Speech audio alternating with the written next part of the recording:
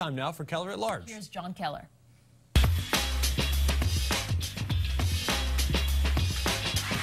Good morning. We're entering that time of year, dreaded by some, welcomed by others, where we tend to look back at the high and low lights of the year gone by. And that's what we're doing this week with the focus on the news media.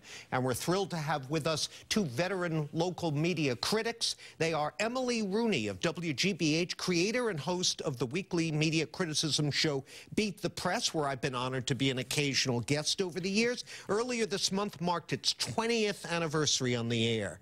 Congratulations, Emily. Thanks, John. That's quite an achievement in this business. And going back and looking at some of the things that we've covered and how different the criticism is now versus 20 years ago was really remarkable. It's amazing. Congrats. And also joining us, journalism professor Dan Kennedy of Northeastern University, author of the season's #1 stocking stuffer, the book Return of the Moguls, How Jeff Bezos and John Henry Are Remaking Newspapers for the 21st Century, for the media maven on your Christmas list. Welcome, Dan. Thank you, Good John. to have you here. Also, Dan is a regular panelist on Beat the Press. Okay, let's start with the local media.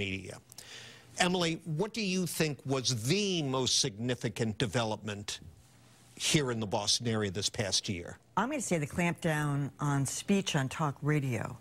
And really, it happened for probably the wrong reasons. It happened because of advertising boycotts, not because management at any of these stations had a change of heart, but specifically Entercom and WEEI.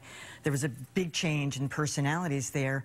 And you know, over the years, the management has been very defensive of their team. But when the boycotts got going, that was it. They clamped down, and there's been a big change. We live in an era of boycotts, not just in media, but certainly in politics. We've seen it affecting Fox News and so forth. I guess we're going to see more of that. Now, social media makes a boycott easy to organize, doesn't it? It does, but certainly at the national level with Fox News, the success of these boycotts has been pretty limited. Yeah. I mean, there was an effort to try to get Tucker Carlson and Laura Ingraham off the air, and it failed completely. Right. And Hannity, yes. Yeah. It worked with Bill O'Reilly. It did.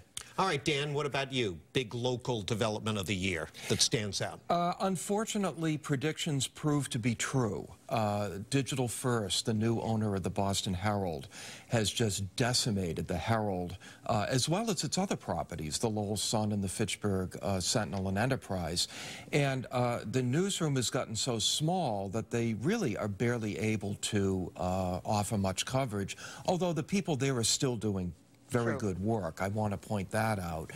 It's gotten so bad that just recently we learned that Joe Shaka, the editor of the Herald, has been put in charge of 7 daily papers and a number of weeklies in Massachusetts and upstate New York. It's good for Joe. He's got his work cut out for him. But it's not possible. But it's not possible. You can't be the editor of 7 papers. No, well, I would just add one more event this past year, and that was the Boston Globe editorial page. Marjorie Pritchard, the who really runs that page as a managing editor, put together a nationwide campaign to push back on the White House and its enemy of the state crusade. And I just thought that was, it took some guts to do it, it took time to do it, and it was the kind of feistiness that I like to see. And actually hundreds of newspapers picked up on it. Yeah. They all went along with it. Yeah, it was a big success. They did. It was a terrific campaign, and as we all know, it changed everything. Well, no, okay, but hey, you got to try, right? Yes, you do, absolutely. Passivity is passé, or should be. All right, let's take a quick break. When we come back, we'll take a look at the national media scene with our guests, Emily Rooney and Dan Kennedy. Please stay with us.